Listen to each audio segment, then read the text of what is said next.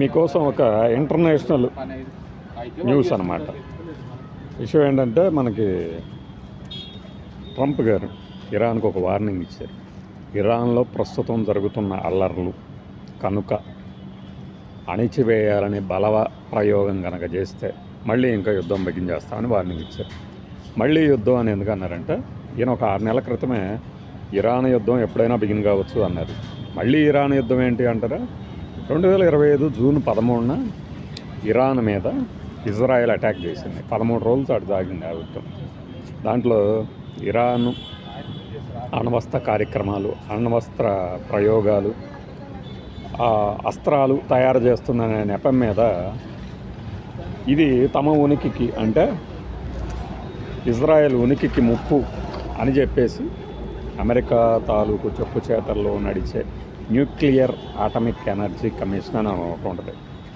International nuclear atomic energy అనే ఒక సంస్థ ఏం చేసిందంటే ఇక్కడ చాలా అణ్వస్త్ర కార్యక్రమాలు జరుగుతున్నాయి అంటూ చెప్పడంతో వెంటనే అటాక్ చేయాల్సిందే, లేదంటే ఈ ఏరియాలో శాంతి భద్రతలకు ప్రమాదం అని ఒక కుట్రే. అమెరికా అంటే ఎక్కడైనా కుట్రే కాబట్టి దాంతో ఇజ్రాయెల్ దాడి చేసింది. ఇజ్రాయెల్ దాడులు సరిపోవన్నట్టు అమెరికా కూడా బంకర్ బస్టర్లు, బీమర్లతో దాడికి దిగింది. ఇరాన్ ఏం చేస్తుంది?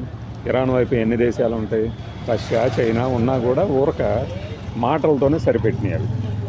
అలా చేయొద్దు, ఇలా చేయొద్దు, ఈ దాడి ఎలా చేస్తారు, అలా చేస్తారు, ఇలా చేస్తారని. ఆ క్రమంలో ఏం జరిగిందంటే తప్పనిసరి పరిస్థితుల్లో సీజ్ ఫైర్ అయింది.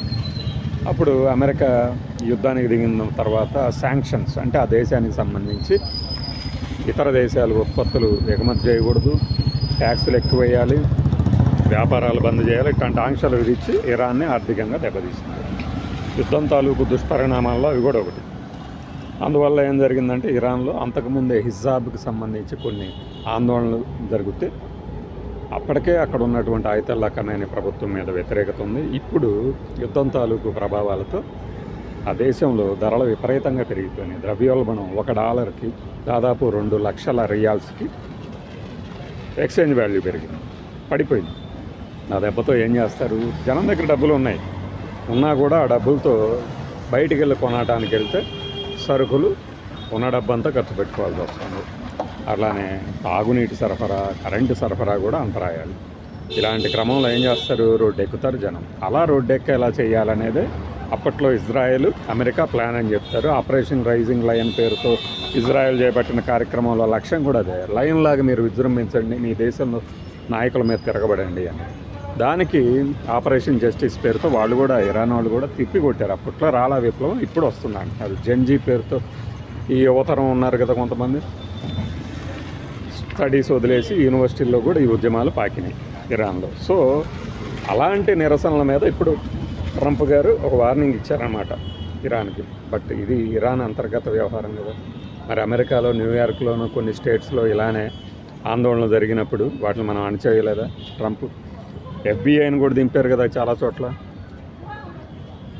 ఈ మధ్యనే మిషిగాన్లోనూ, షికాగోలోనూ వెనక్కి కూడా తీసుకున్నారని చెప్తున్నారు. అంటే తన దేశంలో మాత్రం తను ఏదైనా ఉపయోగిస్తాడు, ఎందుకంటే ఆయన పెద్ద అని అనుకుంటాడు కాబట్టి. అది వరల్డ్కి సంబంధించి అమెరికా వైఖరిది.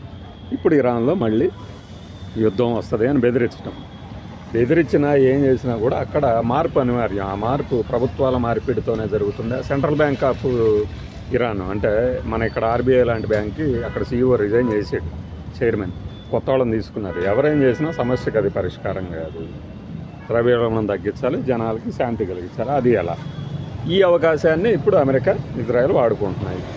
సో దాడి చేస్తాయా, తమకు అనుకూలమైన ప్రభుత్వాన్ని నియమించుకుంటాయా అనేది రాబోయే రోజుల్లో తేలబోతుంది.